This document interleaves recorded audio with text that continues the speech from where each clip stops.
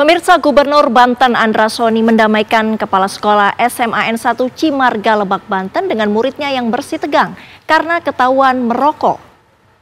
Dalam pertemuan tersebut, Kepala Sekolah SMA N1 Cimarga Dini Fitria bertemu muridnya Indra di ruang kerja Gubernur Banten Andra Soni di kawasan pusat pemerintahan Provinsi Banten Kota Serang. Keduanya saling menyampaikan permintaan maaf dan bersepakat memaafkan satu sama lain. Dini Fitria juga mendoakan muridnya Indra menjadi pribadi yang sukses. Pertemuan tersebut juga turut dihadiri wali kelas Indra. Atas peristiwa ini sebanyak 630 siswa SMA N1 Cimarga yang sebelumnya mogok sekolah kini sudah mulai masuk kembali belajar.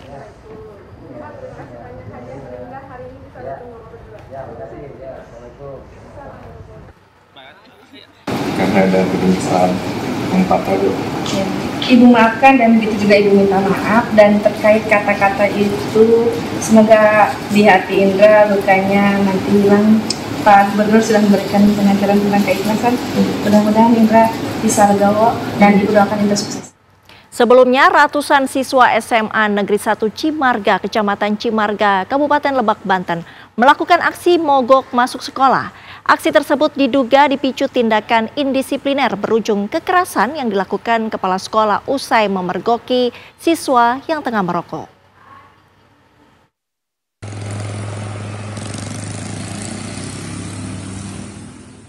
Kasus penamparan siswa oleh Kepala Sekolah SMA Negeri 1 Cimarga, Kabupaten Lebak, Banten berbuntut panjang.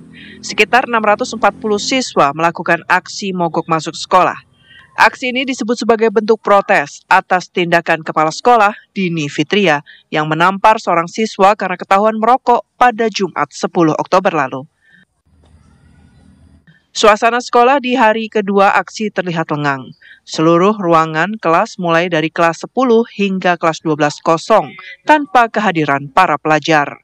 Di sekolah hanya terlihat beberapa guru yang melakukan kegiatan bersih-bersih lingkungan sekolah. Peristiwa penamparan itu terjadi pada Jumat 10 Oktober lalu saat kegiatan Jumat bersih di lingkungan sekolah. Kepala sekolah lantas menegur seorang siswa yang diduga merokok di area sekolah, namun siswa tersebut membantah. Usai kejadian, kepala sekolah langsung berkoordinasi dengan komite dan orang tua murid. Namun, aksi mogok tetap dilakukan para siswa sejak hari Senin kemarin. Indra tuh kesini ke depan. Rokoknya udah nggak ada. Mana tadi rokok? Saya nggak ngerokok. Nggak ngaku Pak. Saya emosi pun tadi saya bilang. Jujur sama padanya Pak.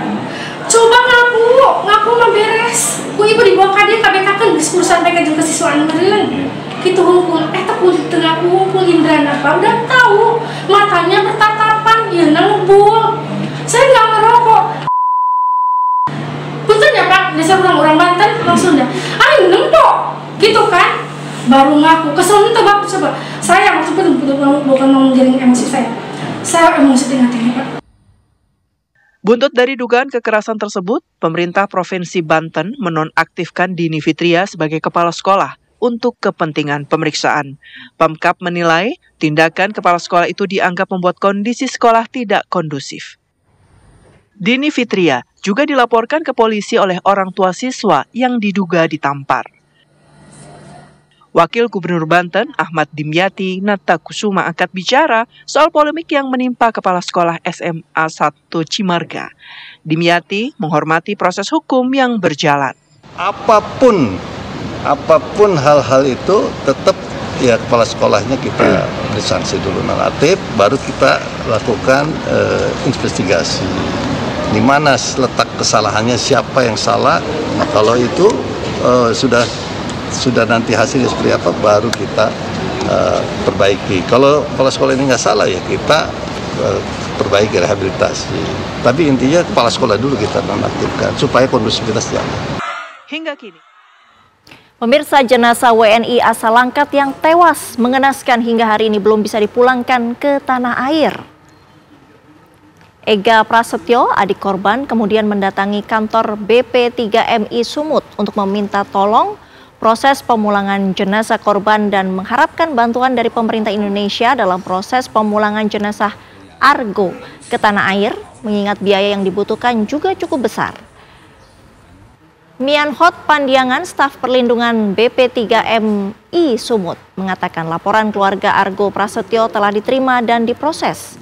Saat ini upaya diplomasi masih terus dilakukan meski Argo pergi ke Kamboja secara non-prosedural. Sebelumnya Argo Prasetyo berangkat ke Kamboja sejak April 2024. Korban pergi diam-diam tanpa permisi hingga akhirnya diketahui kerja di beberapa tempat di Kamboja.